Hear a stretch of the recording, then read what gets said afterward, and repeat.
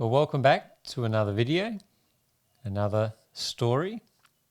This one's called Grandmother Finds Her Voice, and it's from Rashmi Rajesh Gola, who's 15 and in India.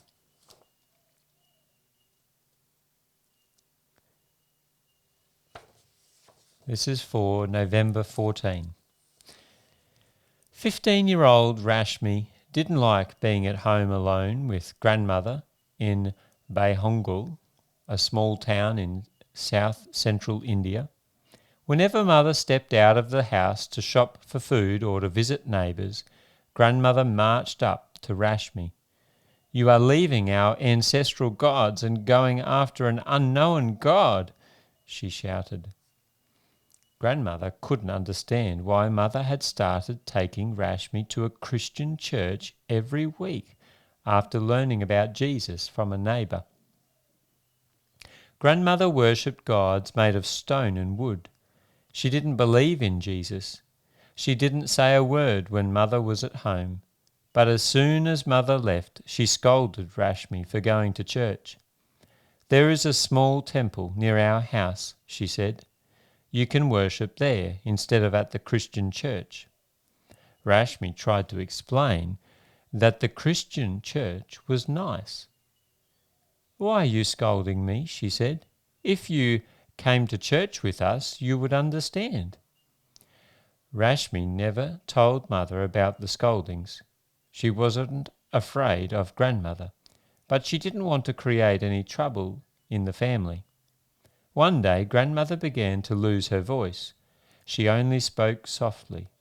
She couldn't raise her voice to shout at Rashmi for going to church, but she remained angry. "Even though you left our gods are not going to leave you," she whispered fiercely.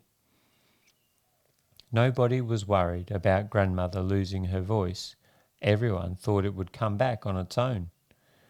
Rashmi enrolled in a Seventh-day Adventist boarding school and left home to study.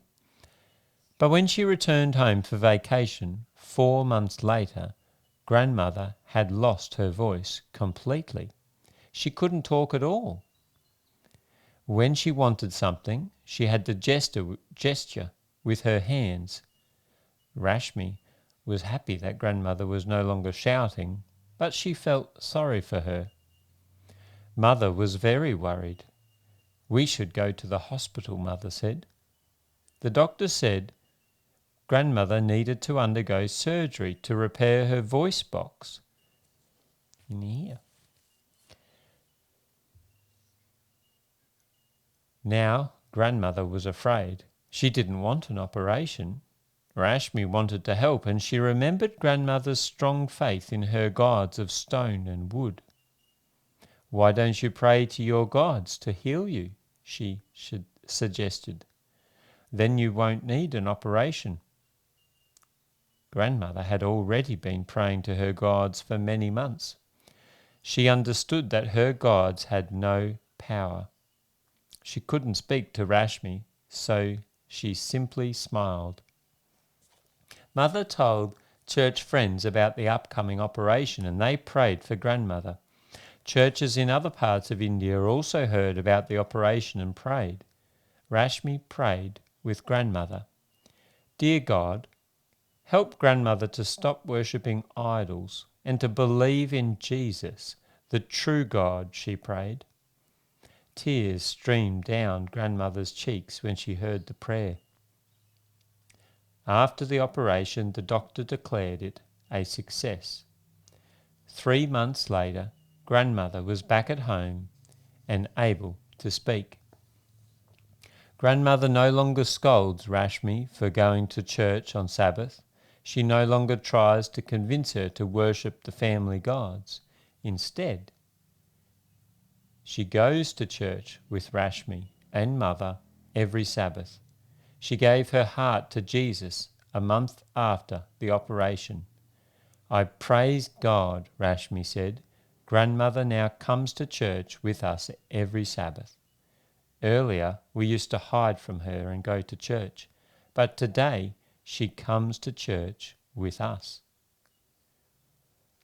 Part of this quarter's 13th Sabbath offering will help Rashmi's school, Seventh-day Adventist High School in Azamnagar in India's state of Karnataka, construct 2 new classrooms so more children can learn about Jesus.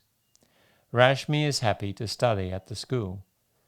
We have morning and evening worship in our dormitory, she said. I thank God for this school, which has been a light to many like me. I would like to give my heart to Jesus forever. Well, I hope you've enjoyed the story from India, Rashmi, who shared about how her grandmother found her voice. We'll see you next time in another story. Bye-bye and take care.